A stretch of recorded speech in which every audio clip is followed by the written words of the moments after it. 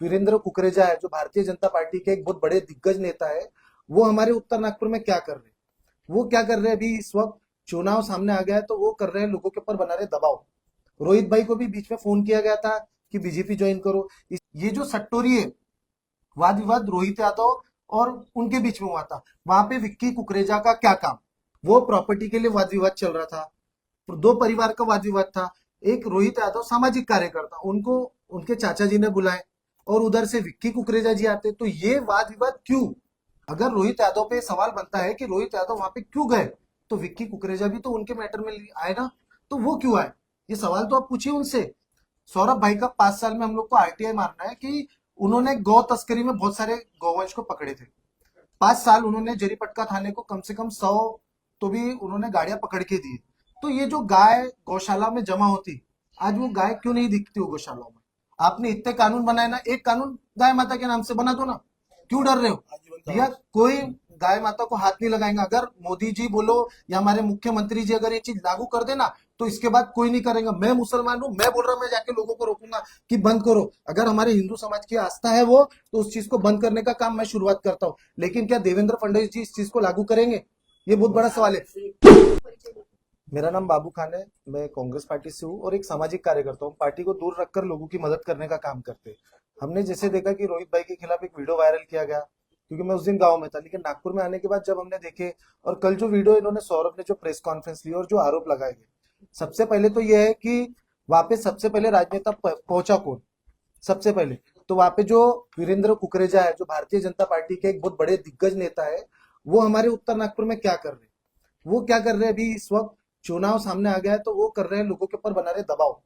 रोहित भाई को भी बीच में फोन किया गया था कि बीजेपी ज्वाइन करो। इसी तरह हमारे स्वर्गीय मिलिंद काका जी, उन पर भी प्रेशराइज बनाकर उनको बीजेपी में लाया गया था। ये एक अंदरूनी सूचना है, अगर हमारे पास प्रूफ मिल जाएंगे तो हम वो भी वीडियो देंगे। उन्होंने क्या किया, जितने भी कांग्रेसी नेता है, उनके क्या कारोबार है, क्या काम धंधे, उनके पीछे काड़ा लगा दो। 40 साल से मिलिंद काका, हमारे मिलिंद सोनटक्के जी, वो 40 साल से कांग्रेस के लिए कट्टर थे। एकदम से आपो आप उनको क्या हुआ कि वो कोई नाराजगी नहीं, किसी से नाराजगी नहीं, वो बीजेपी ज्वाइन करते। पर 4 दिन बाद उनकी एक हार्ट अटैक से उनकी डेथ हो गई है। बोलना नहीं चाहिए लेकिन बता रहा हूं, क्योंकि इसके पीछे की सच्चाई ये है। बीजेपी वाले हर कांग्रेसियों के पीछे लगे हुए हैं, उनको सिर्फ गद्दी से मतलब है, उनको लोगों से कोई मतलब नहीं है, कौन कहाँ है, क्या कर रहा नहीं कर रहा, सिर्फ तुम बीजेपी ज्वाइन करो। आज रोहित भाई के साथ भी वही हो रहा है। रोहित भाई के ऊपर भी प्रेशराइज किया जा रहा है, उनको प्रेशराइज करके ये सब भी जो नाटक हुआ है, सिर्फ इसीलिए हुआ है कि रोहित भाई कांग्रेस छोड़े और बीजेपी ज्वाइन करे। हमारे पीछे भी आए दिन, यहाँ से इलेक्शन तक देखना, मैं भी बता रहा हूँ कि मेरे ऊपर भी कोई ना कोई कार्रवाई होगी। पुलिस के द्वारा किसी न किसी कोई ना कोई केस लगाया जाएगा और बोला जाएगा कि बाबू तू भी जल्दी से कांग्रेस बीजेपी में ज्वाइन कर। तो ये बहुत बड़ी षड्यंत्र है, क्योंकि ये जो सट्टोरी है, वाद विवाद रोहित यादव और उनके बीच में हुआ था, वहां पे विक्की कुकरेजा का क्या काम? अगर आप रोहित यादव के ऊपर आरोप लगाते हैं, रोहित यादव वहां पे उनके मैटर में क्यों गए, तो विक्की कुकरेजा वहां क्यों गए? ये सवाल है। ये विक्की कुकरेजा सवाल करना चाहिए था कि आप किसके कहने पे वहां पे 2 घंटा उस थाने में बैठते हो, पर्सनल पीआई से बात करते हो, और आपके वहां रहते हुए रोहित यादव के पीठ पीछे उनपे हाथ उठाया जाता है, और वहां की सीसीटीवी फुटेज पुलिस दिखाने में डर क्यों रही है? अगर ये झूठे होते तो यहाँ बैठते नहीं, डेयरिंग से बात करते नहीं। होंगे विक्की कुकरेजा बहुत बड़े पद पे होंगे, बड़े पैसे वाले होंगे, बड़े नेताओं से कांटेक्ट होंगे, लेकिन हम लोग डरने वाले लोग नहीं है। वो सोचते होंगे कि वो डराएंगे, हम डरेंगे नहीं। हम सच्चाई के साथ खड़े। विक्की कुकरेजा जी ने भी सच बोलना चाहिए। आप विक्की कुकरेजा जी की बाइट लीजिए कि उस रात को वहां पे हुआ क्या था, और सीसीटीवी फुटेज निकालिए, देखिए कुकरेजा जी और सीसीटीवी फुटेज मैच करता है क्या, आपके सामने सच्चाई आ जाएंगी। छोड़िए हम लोगों की बाइट, विक्की कुकरेजा जी से बाइट कीजिए, क्योंकि वो वहां पे थे। की भूमिका क्या है इस सारी चीज में, यही तो हम जानना चाहते हैं कि विक्की कुकरेजा जी की भूमिका क्या है वहां पे। वो प्रॉपर्टी के लिए वाद विवाद चल रहा था, दो परिवार का वाद विवाद था। एक रोहित यादव सामाजिक कार्यकर्ता, उनको उनके चाचा जी ने बुलाए, और उधर से विक्की कुकरेजा जी आते, तो ये वाद विवाद क्यों? विक्की कुक हाँ, तो भैया एक बात बताओ मुझे, जब उन अपराधियों के लिए विक्की कुकरेजा जी रात को 12-1 बजे आके 2 घंटे बैठ सकते हैं, तो एक अच्छे सामाजिक कार्यकर्ता विकास ठाकरे नहीं आ सकते क्या? क्यों नहीं आएंगे?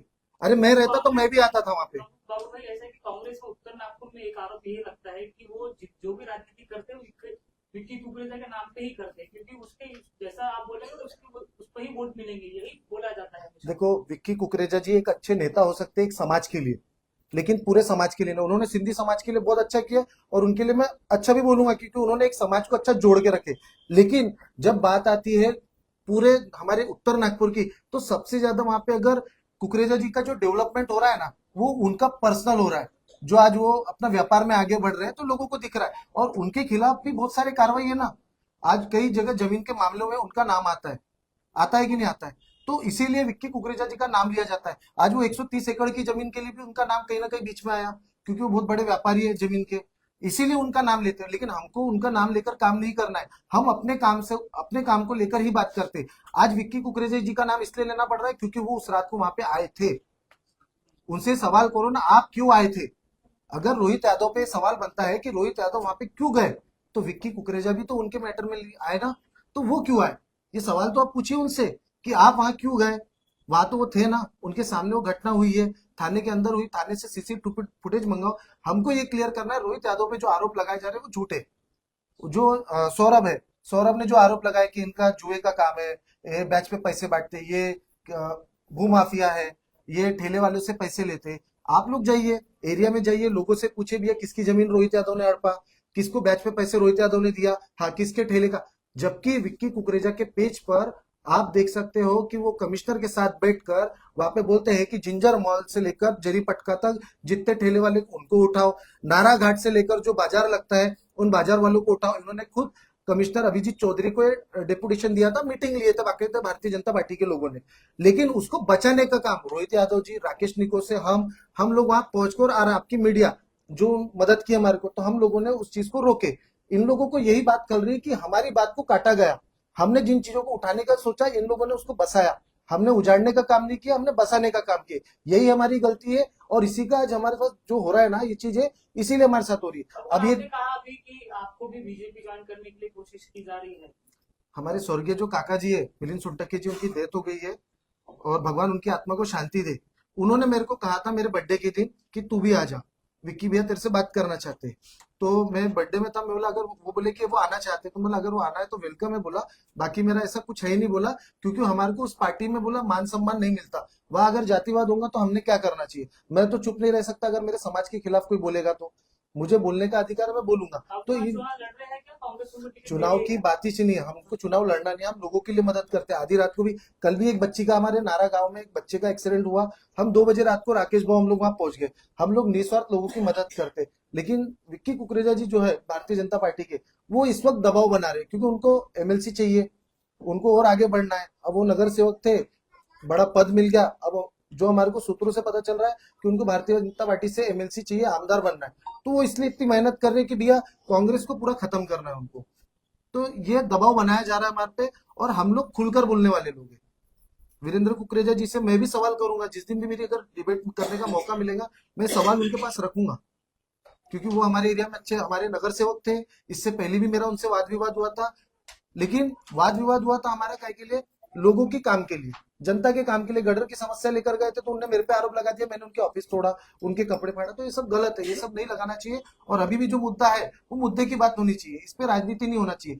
हम लोग यहाँ तक आते नहीं थे, क्योंकि कल उन्होंने रोहित यादव पर झूठे आरोप लगाए कि वो बैच का धंधा है, उनका भूमाफिया वाला काम है। तो ये सब झूठी बातें हैं। और ये जो सौरभ है जिन्होंने ये किया, इनका अगर आप लोग अगर निकालोगे ना पूरा रिकॉर्ड, तो इनका आपको सट्टे का काम मिलेगा, इनका आपको जुए का काम मिलेगा, इनका आपको नहीं, क्रिकेट का मुझे काम ये मिलेगा। बोल रहे थे हाँ, हाँ। कि मैं ये काम पहले करता था, लेकिन कुछ साल से मैंने छोड़ दिया। अच्छा, अभी आपके द्वारा अभी देखो, अब थाने में रिपोर्ट हुई, मीडिया में बात आई, जब रोहित यादव की वीडियो चला है तब तुम्हारे को नहीं लगा। अब तुम्हारे खिलाफ रोहित यादव ने प्रूफ देकर बोला, तो अब बोलते मैंने काम छोड़ दिया हो।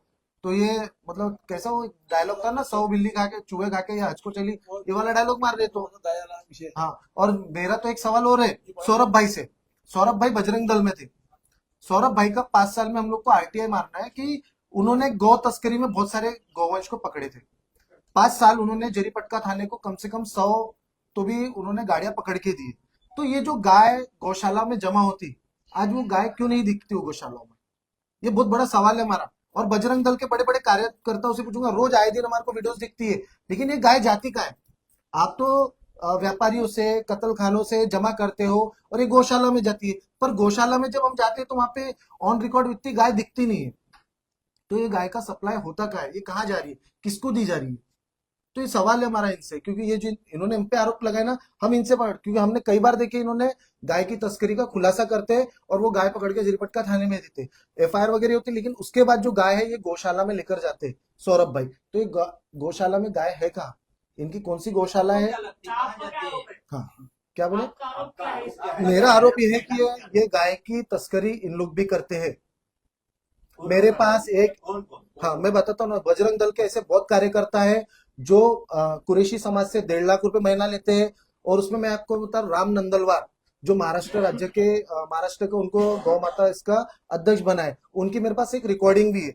वो एक व्यक्ति से बात कर रहे थे कि मेरी बड़ी बड़ी नेताओं से बातचीत है, मेरे को अपने पूरे बजरंग दल वालों को पैसे बांटना पड़ता है, तो जो कुरैशी पैसे देगा उसकी गाय को जाने दो और जो नहीं देगा उसको पकड़ लो। ये रिकॉर्डिंग कब की है मेरे पास एक रिकॉर्डिंग। नहीं नहीं नहीं, मैं एक बार- ये रिकॉर्डिंग देखो कब की है मुझे नहीं पता, लेकिन मेरे को भेजा गया। नहीं, हाँ सर 1 साल पुरानी होंगी, 2 साल पुरानी होंगी। देखो मैं क्या बोल रहा, अगर आप गाय को माता मानते हो तो वो 1 साल पुराना रहे कि 5 साल रहे, आपके दिल में वो चीज होना चाहिए। आप दुनिया को दिखाते कुछ और, रात में अंधेरे में काम कुछ और करते हो क्या? वो रिकॉर्डिंग राम नंदलवार की ये बहुत महत्वपूर्ण है कि वो इंसान अपने आप को हिंदू बोलता है और वो गाय माता को राजमाता बोलते हैं। मैं तो देवेंद्र फडणवीस के ऊपर भी, हमारे मुख्यमंत्री, उनके ऊपर आरोप लगाता। बजरंग दल कार्रवाई करती है, बजरंग दल कार्रवाई करती है, वो जा जाके बहुत मेहनत करती है क्योंकि वो हिंदू धर्म से है और वो गाय को माता मानते हैं। हमारे महाराष्ट्र राज्य में गाय माता को क्या दर्जा दिया इन्होंने? राजमाता घोषित की।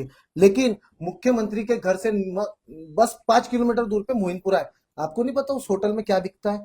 आपको नहीं पता वहां के कसाई खाने में क्या मिल रहा है? सबको पता है, वहां के पीआई को पता है, डीसीपी को पता है। वहां से 2.5 किलोमीटर मोहन भागवत जी का आरएसएस का हेडक्वार्टर है। क्या उनको नहीं पता मोहिनपुरा में क्या बिक रहा है? सब बिक रहा है, सबको पता है। इंडिया से पूरा गाय मांस पूरे विदेश जाता है, ये भी सबको पता है। लेकिन इस पे बोलता कौन है? सिर्फ कौन है? करता कौन है? वही बोल रहा ना, मुसलमान सिर्फ पीसा जाता है कि भैया वो काट रहा है, पीट रहा है। मैं तो बोल रहा है एक कानून, बेचा जा रहा है, खाना कौन है? तो खारे सभी लोग है ना, बदनाम मुसलमान है। और मैं तो बोलता कि मैं अपने मुस्लिम समाज को बोलता कि भैया बैन करो। अगर मोदी जी और देवेंद्र फडणवीस ओरिजिनल हिंदू होंगे ना, तो वो एक कानून लागू करके गाय माता को राजमाता घोषित करे, एक कानून लागू करो, जो काटेगा उसको 5 साल की जेल। आपने इतने कानून बनाए ना, एक कानून गाय माता के नाम से बना दो ना, क्यों डर रहे हो भैया? कोई गाय माता को हाथ नहीं लगाएंगे। अगर मोदी जी बोलो या हमारे मुख्यमंत्री जी अगर ये चीज लागू कर देना, तो इसके बाद कोई नहीं करेगा। मैं मुसलमान हूं, मैं बोल रहा हूं, मैं जाके लोगों को रोकूंगा कि बंद करो। अगर हमारे हिंदू समाज की आस्था है वो, तो उस चीज को बंद करने का काम मैं शुरुआत करता हूँ। लेकिन क्या देवेंद्र फडणवीस जी इस चीज को लागू करेंगे? ये बहुत बड़ा सवाल है। गैया कहाँ जाती कहाँ है? कहाँ से? गौशाला में से हाँ। गाय जाती कहाँ? जहां बजरंग दल पकड़ती है वापस। कहाँ? बजरंग दल वापस कहाँ पकड़ती है? रोड पे पकड़ती है, कत्ल खानों में पकड़ती है, गोल घूम के ना, ये वही है, गोल घूम के ये वही चीज होती है। वो मुसलमान इसके पूरे ये एक्सपोर्ट तो नहीं हो रहा है? सबूत है क्या? सबूत में दिला देता ना। आज हम दूसरे विषय पे बैठे थे, लेकिन चर्चा हुई तो मैं बोल दिया। लेकिन मैं आपको सबूत के साथ बता सकता कि कहाँ पे क्या होता, कौन कैसे पैसे लिखता, नाकाओं पे जो ये टोल टैक्स है वहां से कैसे क्या है ना, बजरंग दल वाले खड़े रहकर गाड़ी पास कराते। तो इसकी लिखित में कहीं आपने शिकायत की है? नहीं किए ना, क्या करेंगे, सरकार उनकी है ना। अरे इतनी वीडियोस तो वायरल होती कितनी। अभी आप बताओ, कल हिंदू प्रतिष्ठान वालों ने हुड़केश्वर साइड में एक गाड़ी पकड़े, जिसमें वो 2 ड्राइवर को उन्होंने जो गाड़ी गोवंश लेके जा रहे थे उनको नंगा भी किए। ठीक है, उनके नाम क्या थे? वो गाय कहां से लेके जा रहे थे? वो गौशाला से चोरी करके गाय ले जा रहे थे। वो कौन थे? वो मुसलमान नहीं थे। कल की वीडियो बोल रहा हूं मैं, कल जो न्यूज आप लोगों ने छापे वो कौन थे? यही तो मैं बोल रहा हूं कि करता कौन है, भरता कौन है, सरकार बोलती क्या है और या बजरंग दल से करवाती क्या है। मेरा ये कहना है कि बजरंग दल अगर ओरिजिनल वो काम कर रहा है, तो वो पहला पक्ष अपना देवेंद्र फडणवीस के घर पे मोर्चा रखे कि आप हमारे देश के महाराष्ट्र के राज्य के मुख्यमंत्री हो और नागपुर शहर में रहते हो, आप एक कानून बनाओ कि मुसलमान की इतनी हिम्मत ना हो। सरकार पे तो दबाव डालो, सरकार को कोई बोल ही नहीं रहा। सरकार के साथ दुपट्टा उड़ाते हुए उनकी फोटोज आती है और वो मुसलमानों को पकड़ रहे हैं, वो गाय तस्करी पकड़ रहे हैं। तो फिर देवेंद्र फडणवीस जी है, गृह मंत्रालय वो क्यों है, पुलिस क्यों है? अगर देश का बल बजरंग दल है तो हमारी आर्मी क्या कर रही है, हमारी पुलिस क्या कर रही है? ये मेरा सवाल है। मुसलमान फ्लाइट से डायरेक्ट लेकर नहीं भाग रहा है दुबई में। ये जो हो रहा है ना, ये बड़े लेवल पे हो रहा है। पर ये सवाल आप पूछिए देवेंद्र फडणवीस जी से, हमारे मुख्यमंत्री जी से, कि आप एक कानून क्यों नहीं बनाते? और आपके नाक के नीचे 5 किलोमीटर दूर है मोहिनपुरा, आरएसएस हेडक्वार्टर से 2.5 किलोमीटर दूर है। ये सवाल तो पूछिए। बात करें खड़गेश्वर में भी ऐसी एक बड़ा हादसा हुआ है, जो ट्रक में काफी 32 गाय जलाई है। बरोबर, हाँ। उसके बारे में आप क्या बताएं? मैं बोल रहा ना, गौवंशी ये करना गलत है। अगर हमारे देश के हमारे ट्रक से जो गाय जो जा रही थी, जो टायर फट गया था, उसको घिसते घिसते अंगार लगती है। हाँ। और अंगार लगते हुए कुछ गौ माता है वहां से जल गई है 32। उसके बारे में क्या बताएं? तो गलत है ना। जिसने जो भी आरोपी है उसके ऊपर पुलिस कार्रवाई करनी चाहिए। पर मैं सरकार से मांग कर रहा हूँ कि सरकार ने ऐसा कानून बनाना चाहिए, अगर कोई मुसलमान अगर कत्ल खाने लेकर जा रहा है या गाय माता को अगर काट रहा है तो उसको फांसी की सजा दे। तो मैं तो बोल रहा हूँ आप करो ना, सरकार क्यों नहीं कर रही? मेरा ये कहना है कि सरकार चुप क्यों है। यादव सर, मेरा एक सवाल है आपसे। एक मिनट बड़े बड़े नेता बीजेपी में बैक होते हैं, अभी आपको पता है सरकार में क्या चल रहा है क्या नहीं, जी तो आपको भी बड़े नेता से कुछ ऑफर आता है तो आप क्या? नहीं नहीं, कभी नहीं, बीजेपी में कभी नहीं, कभी नहीं, कभी नहीं। अरे मेरी पहचान ही छोटे से बड़ा हुआ हूँ मैं काय को जाऊंगा? मुझे कोई लालसा ही नहीं है। ये तो मेरा नशा है, लोगों की हेल्प करना और घूमना फिरना, साथ में नहीं क्या कोई मतलब नहीं ना। मुझे नगर से नहीं भी बनाना में कोई गम नहीं है। चर्चा होने को ना, दुआएं मिलने को ना, काम चलते को ना। आप जिस रूट से जाओगे तो मेरी खुशबू आपको खुद बताएंगी कि मेरा काम क्या है। अब मैं अपने मुंह से तारीफ करूंगा तो मजा नहीं है। आप कभी आइए दिल्ली पट जाके आम जनता से मिलिए, मुझे मत बताइए एक भी नेगेटिव कमेंट अगर कैसा आइडियोलॉजिकल होगा, बीजेपी कांग्रेस का होगा, पर व्यक्तिगत कोई बोलेगा तो मैं आपका हर बात सुनने को तैयार हूँ। आप मुझे प्रेस कॉन्फ्रेंस लेना और बुलाना मुझे, और जो गलती होंगी मैं सुनने को भी तैयार हूँ। एक आखिरी बात बोला जाता है भाई, वो लगा दे एक आखिरी बात, क्योंकि मैं उससे थोड़ा 24 घंटे से डिस्टर्ब हूँ बात को सुन सुन के, और मेरी मम्मी पापा भी डिस्टर्ब है। अब वो एक्चुअली नाम में लिस्ट नहीं, मेरे मोबाइल में सैकड़ों फोन है ऐसे। मुझे परसों से फोन आ रहे हैं, परसों हाँ 2-3 दिन से फोन आ रहे हैं और बोला जा रहा है रोहित भाई एक बुरी खबर है। मेरा क्या हुआ? और सब वॉइस कॉल कर रहे हैं, वो भी प्रूफ दे सकता आपको, कोई सादा कॉल नहीं कर रहा। बोले रोहित भाई एक बुरी खबर है। मतलब क्या हो गया? बोले तुम्हारी सुपारी मिल गई। बोले कसम से यार, जिसकी बोलूंगा मैं प्रूफ क्या बोलूं तुमको, मेरी सुपारी मिल गई। बोले सुपारी मिल गई मतलब समझा नहीं। बोले रोहित भैया जिसको मिला है ना, बोले वो रहता है बोले समता नगर में, और बहुत शार्प काम है बोले उसका, वो तुम्हारी विकेट ले लेगा। बोले हिसाब से रहो, कुछ तो करो बोले आप। तो मैंने बताया वो अपने चाहने वालों को। फिर बताना क्या हुआ, आधे घंटे में दन फोन आया मुझे, मेरा दिमाग डिस्टर्ब हो गया। मैंने ये सुपारी मिल गई, ऐसा क्या कर दिया बाबा मैंने गरीबों के लिए लड़ना, ठेले वालों के लिए लड़ना, अगर 108 एकड़ दारा पार्क के विषय लड़ने के लिए, और मुझे सुपारी दी जा रही है। मैंने कितने में दिए? बोले 2.5 में दिए। ये शब्द है, 2.5 लाख नहीं बोला, 2.5 करोड़ नहीं बोला। बोले 2.5 में तुम्हारी सुपारी निकल गई है। और कंटिन्यू मेरे माता पिता को बता रहे कि रोहित को बोलो राजनीति छोड़ दे, ये बोला गया है। मैं मम्मी को फोन लगाता भी ऑन इसमें, और सुनिए मेरी माता क्या बोलेंगी, बेटा छोड़ राजनीति, बोले कुछ नहीं रखा है, भगवान ने बहुत दिया, अपने अपने घर में खुश रहेंगे। बोला मम्मी नहीं, ऐसे डरूंगा तो क्या फिर मेरा 15 साल से 20 साल का जो करियर है, मैंने मेहनत करके बनाया है, वो तो खत्म हो जाएगा। यह डर है, धमकी दी जा रही है कि रोहित का मर्डर हो जाएगा। मर्डर, सीधा मर्डर, सुपारी बोल तो मर्डर। और कौन है? यही युवराज हरियाणी, संतोष हरियाणी और 2-4 है उसके पीछे, हिडन लोग हैं, हिडन जेम्स पाल के रखे लोगों ने, कोई लोग हैं। तो मैं ये बोलना चाहता हूँ कि धमकी भी आ रही है कि विकेट ले ली जाएंगी, और वर्ड यूज करे सुपारी। मैं तो मजाक कर रहा हूँ उसे, मैं सुपारी क्यों नहीं, पान दो बोला मेरे को। मैं बोला उनको, मैं बोलू क्या? कॉल अननोन नहीं भैया, नोन है काय को झूठ बोलना। जैसे हाँ रिकॉर्डिंग भी है, पर कैसा है वो मेरे शुभचिंतक है, उनको जो जानकारी मिल रही है मुझे दे रहे हैं, एक नहीं है सैकड़ों है। और जो उनके ढाबे में बैठकर खाना खा रहे थे 3 दिन पहले, आज तारीख कौन सी है? 20, 17, 18 तारीख को जो वहां बैठ कर खाना खा रहे थे, उनका मुझे फोन आया, रोहित भाई बोले शुभचिंतक हूँ बोले तुम्हारा। और उन्होंने एक अच्छे बड़े मेरे चाहने वालों को फोन लगाया, और मेरे चाहने वाले का फोन आया मुझे रात को 12 बजे, रोहित हिसाब से रहे बोले। और मैं तो दिमाग में ऐसा कौन सा मैंने काम कर दिया कि मेरा मर्डर हो जाएगा? रियली है, मैं कोई सहानुभूति और ये वो लेने के लिए नहीं बोल रहा, मेरे पास प्रूफ है। अगर जिस दिन जरूरत पड़ेगी तो ये दिखा दूंगा मैं। भैया बच के रहो, हिसाब से रहो, निकलो मत, 2-4 लोगों को साथ में लेके निकलो, है ना। चुनाव लड़ो ही मत, बोलने का मतलब ये है चुनाव से दूर हो जाओ। मैं डरता नहीं, चुनाव लड़ू ना लड़ू, पब्लिक पर रहूंगा, अपनी पार्टी का काम करूंगा और डट के करूंगा, और कल भी करता हूँ। तो कल जो प्रेस कॉन्फ्रेंस थी आप बोल रहे हैं कि जो भी आरोप उन्होंने लगाया, खंडित करता हूँ, और मैं आपको प्रूफ, आप बोलेंगे तो मैं आपको हर चीज को प्रूफ दे देंगे, भी लाया हूँ मैंने उसकी प्रेस में। थैंक यू सो मच, आपने सबने समय दिया, बहुत बहुत धन्यवाद।